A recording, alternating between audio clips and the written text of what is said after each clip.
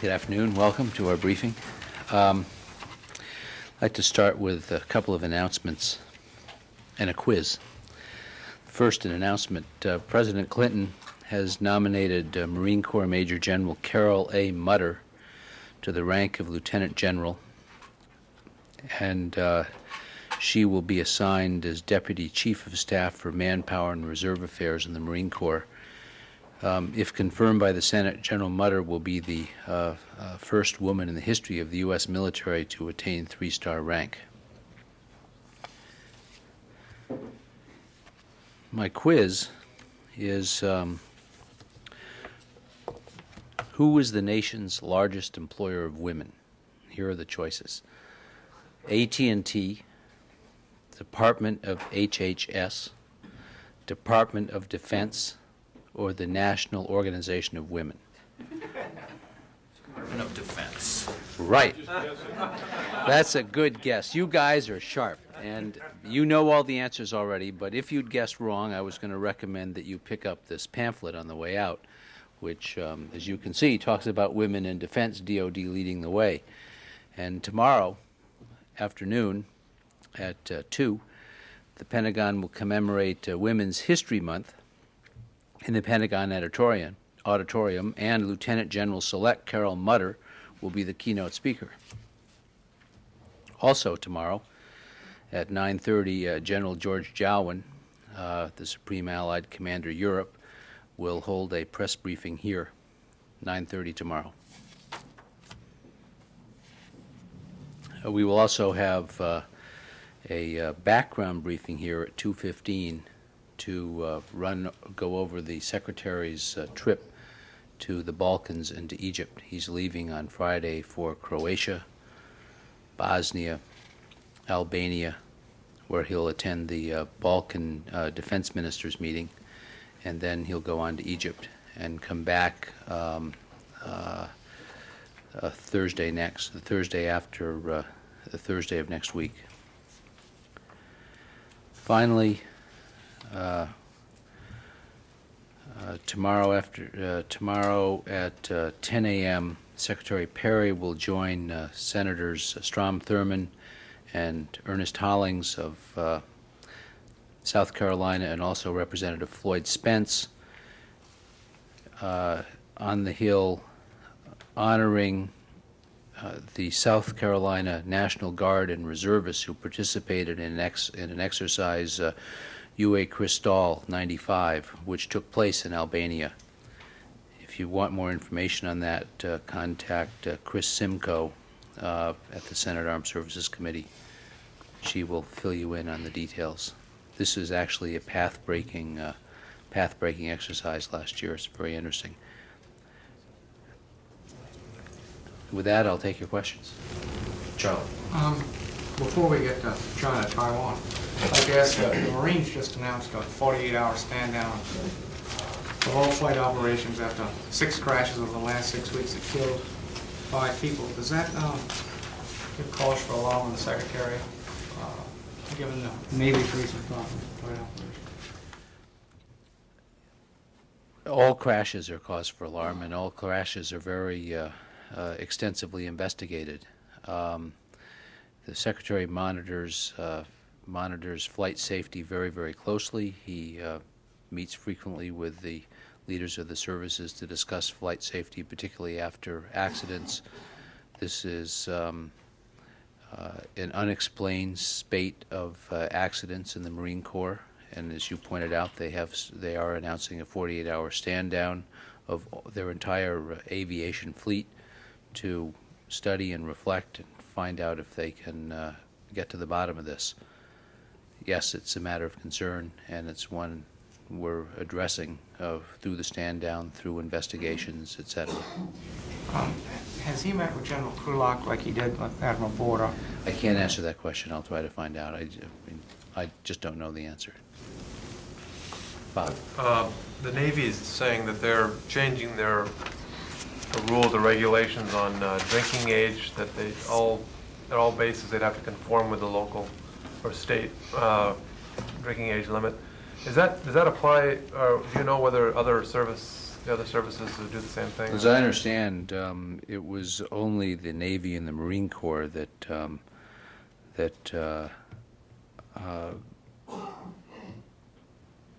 honored this 18-year-old drinking age, and the other two services have stuck with the national age of 21. It's national except for one state, Louisiana. I believe that legal drinking age is 21 in all states but Louisiana. And what the Navy has said that is effective April 1st, all Navy and Marine Corps bases and installations will conform strictly to the drinking age limits in the states in which they're based. So in all states but Louisiana, they would follow the 21-year-old age. That's already the case with the other services, you said? That's my belief, yes. I'll double check that, but my understanding is it was only the Navy and the Marine Corps. It only applied in the Navy in San Diego, It only applied in San Diego? Why is that? because they're the only one within 50 miles of, a major command within 50 miles of the Mexican border where the drinking age was lower, and they were trying to stop the kids from I see. drinking and going to Mexico, get drunk and driving home. Professor Chrysler will handle this. Thank you. Yes, Jamie. Can you put into context for us the remarks, statements made by a NATO spokesman carried by the Associated Press that seem to indicate that the mission of I-4 troops will be expanding into some civil reconstruction or civil duties or mine clearing or other activities that in the past NATO has said it wasn't interested in getting involved in? Well, sure. I'd be glad to.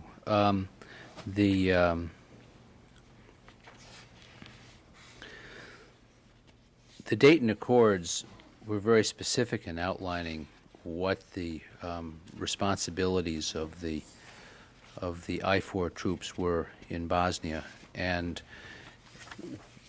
the Accords made it very clear that the primary responsibility was to enforce the military aspects of the Dayton Accord, the separation of forces, the monitoring of the ceasefire, removal of heavy weapons, starting on April 18th, which is the next major day. That's D+120. Forces and heavy weapons are supposed to be removed to barracks and cantonments. All of this is monitored by I-4, and that's their primary job. It adds up to maintaining freedom of movement within Bosnia. The Accords also gave them the right, but not the requirement, to assist in the civilian reconstruction and to help with other civil aspects of rebuilding of Bosnia. These can be lumped broadly under the headline of helping to create secure and safe conditions within Bosnia. For obvious reasons, the General Jowin and Admiral Smith and the leaders of I-4 decided that they would concentrate single-mindedly on achieving the military tasks when I-4 moved into Bosnia. And that's what they have done, really, for the last several months. Now, many of those tasks are either complete or well underway. The forces are established. They have set up procedures for protecting themselves. They've set up procedures for maintaining freedom of movement throughout Bosnia. And they've been monitoring the zones of separation well, etc. So they now have some time and resources to respond to some requests for assistance. And that's what they have been doing in a very measured and somewhat limited way at this stage. But will they, for instance, will they be assisting in clearing mines, which is something that the Dayton Accords say are the responsibilities of the former warring parties, and something that NATO has said in the past that it was not interested in doing? That has been left pretty much extensively to the formerly warring factions, as you point out. Clearly, there has been some mine clearing by I-4, Everybody's known that for a while. That's part of maintaining a safe and secure environment and part of maintaining safety for the troops. I'm not aware that they will get directly involved in extensive mine clearing. There's always been a certain amount of mine clearing. But there may be places where they will get involved in some mine clearing, but I can't. These decisions will be made primarily on the ground by the local commanders. They'll be made starting from General Jowin on down, and you can ask General Jowin about this tomorrow for specifics on this. But General Jowin, Admiral Smith, General Nash, and the other commanders will be making these decisions as appropriate, as long as they don't compromise their military missions. And from the very beginning, we've stated that as well as maintaining freedom of movement within Bosnia and performing the tasks laid out in the Dayton Accords, one of our top priority was troop protection. We won't do anything that compromises the safety of our own troops. Is there a concern that the civilian side of this operation is falling dangerously behind, or way behind? Maybe dangerous is too low to the word. And that is part of the reason why I-4 feels it must step out and help a little bit more in some of these areas where maybe the civilian side is not quite so organized? Well, you're right that the civilian side is much less organized, but that's not a surprise. NATO has been around for a long time, and it's been training for a long time. It's a hierarchical organization. It was basically doing a task it's trained to do for quite a while. The civilian side has been pulled together. It hasn't had a preordained organization. It's not hierarchical. It doesn't have a steady supply of funding as the military side does, for instance. It doesn't have the rolling stock, the communications gear, et cetera. So it's no surprise that it's taken the civilian side longer to get off the ground. It was starting from a much lower level of organization. Yes, we're concerned. There's no doubt that we are concerned. We think that Carl Bildt, the High Representative, is qualified and capable. He's building an organization, but it takes time. One of the things you have to realize is that during the winter, it was difficult for the civilian organization basically faced three challenges. One was getting organized in the first place and getting funding. That's part of the first challenge. The second was establishing an organization during the winter, moving people and equipment in, getting set up. And they're beginning to do that now. The weather was difficult. It will be improving. And the third is they couldn't do a lot of this until there was a general sense of security in the country, a greater sense than existed in early December. And now that I-4 has managed to provide freedom of movement, has managed to provide more of a security net in the country, it's easier for the civilian people to start their job. Yeah. Ken, having said that, is there any consideration for extending the amount of time that peacekeepers, particularly U.S. troops, will remain in Bosnia?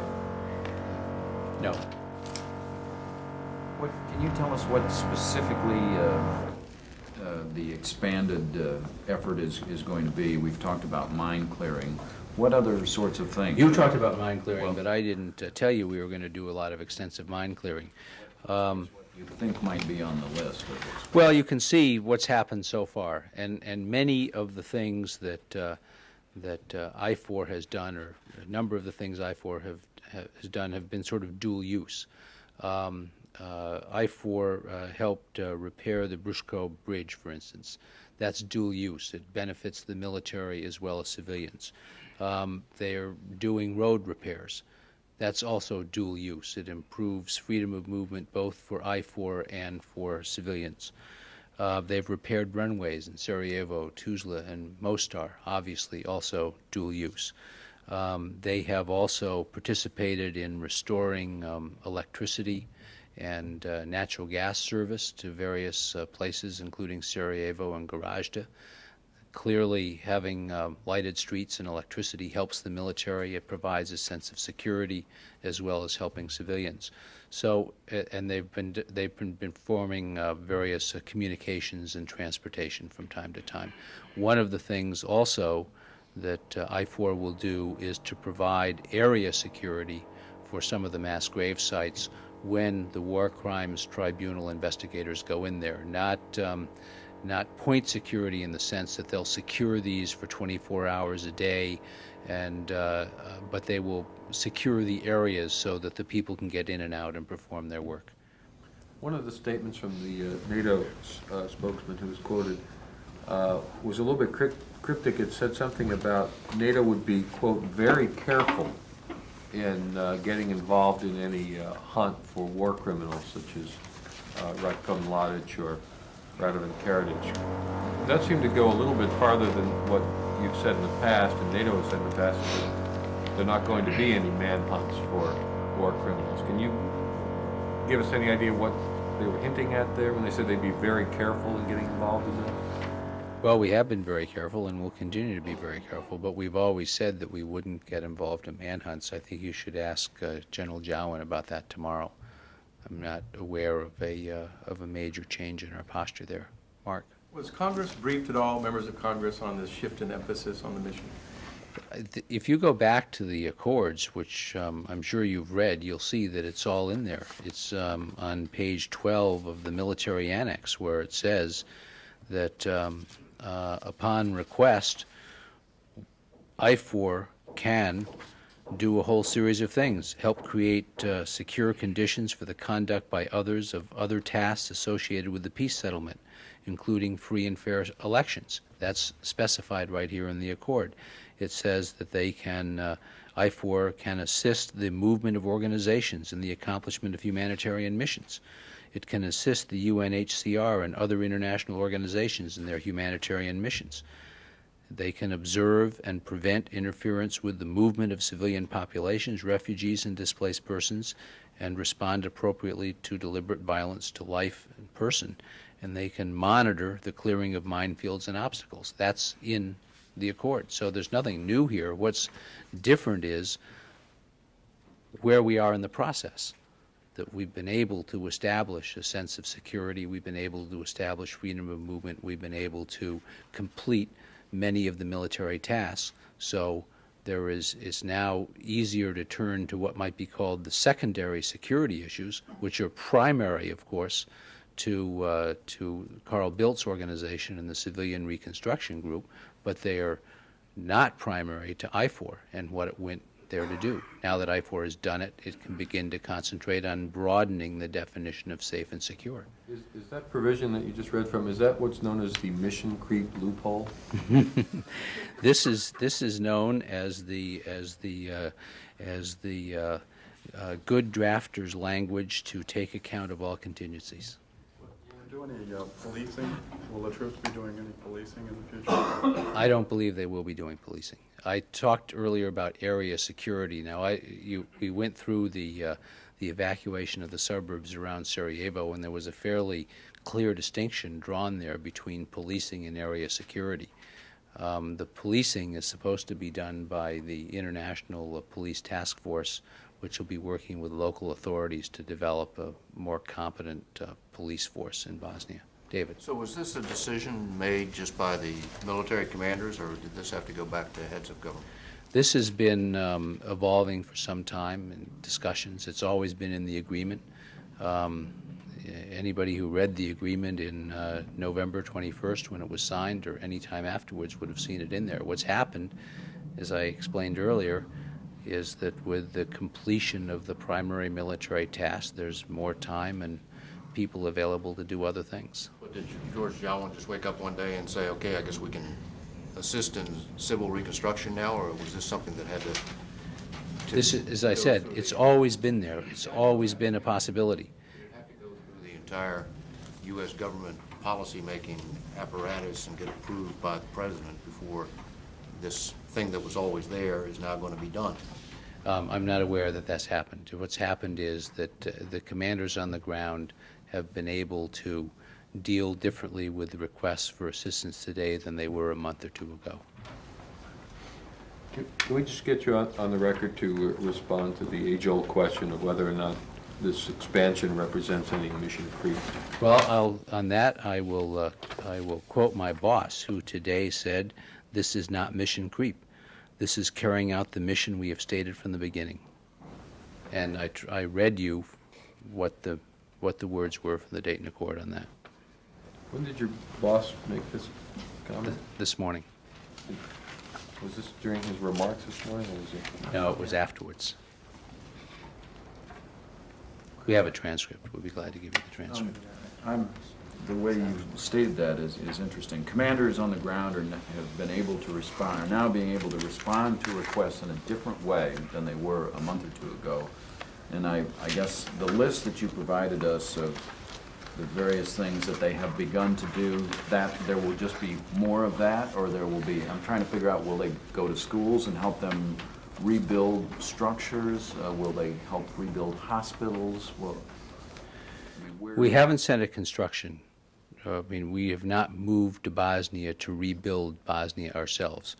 The fundamental task of IFOR remains maintaining a safe and secure environment, freedom of movement, force protection, and enforcing the military provisions of the Dayton Accord. That will remain their fundamental job.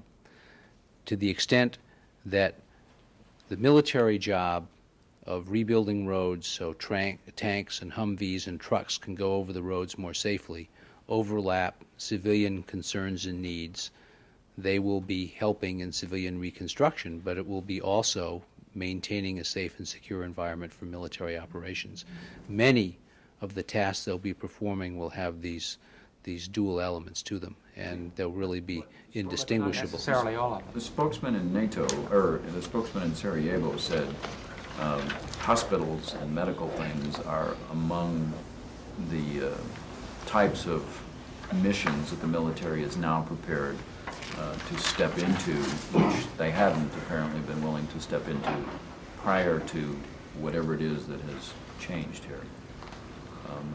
Do you know anything about that? Or? No, ask General Jowan about that tomorrow. I think it'd be more appropriate for him to comment on that. Charlie. Taiwan? Taiwan. The Eisenhowers,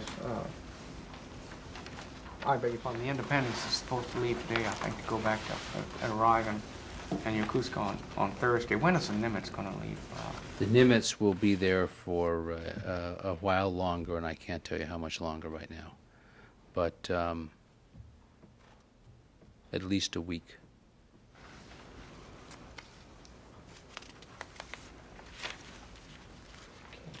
That it? I have just one quick question.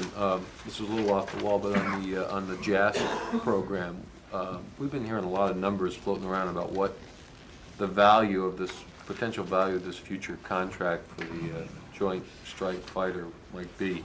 Do you have any sort of guidance about what the Pentagon dollar value on this contract is estimated to be?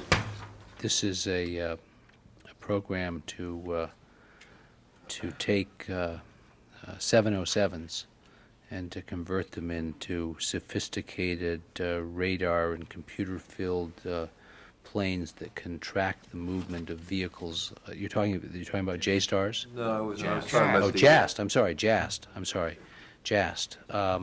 I'll get you the authorized. I'll get you the authorized JAST thing. I'm sorry. That sounds interesting too. You can talk about that later. I can give you the cost for J-STARS, but I don't have the JAS cost with me here. We can get that. Could I get your comment on published criticism of a hallway in this building known as the Commander-in-Chief hallway? What's your reaction to the negative piece that was... You mean my reaction to the single-minded Washington Times campaign against the Commander-in-Chief hallway? Is that what you're asking me about? This hallway has been there for about 2 years, and it's not new. It basically is a corner of the building where we display pictures of the Commander-in-Chief visiting troops around the world. And it was decided about 2 years ago that because the Commander-in-Chief's picture is in the river entrance to the Pentagon and in most military installations around the world, that it might be appropriate to have pictures of the Commander-in-Chief meeting with troops as he travels around the world, and that's what the hallway does. We assume that when there's a new Commander-in-Chief, there'll be new pictures up there. Right now, we have pictures of our current Commander-in-Chief, and I suppose when in 5 years, when there's a new Commander-in-Chief, there'll be a new set of pictures up there. Thank you.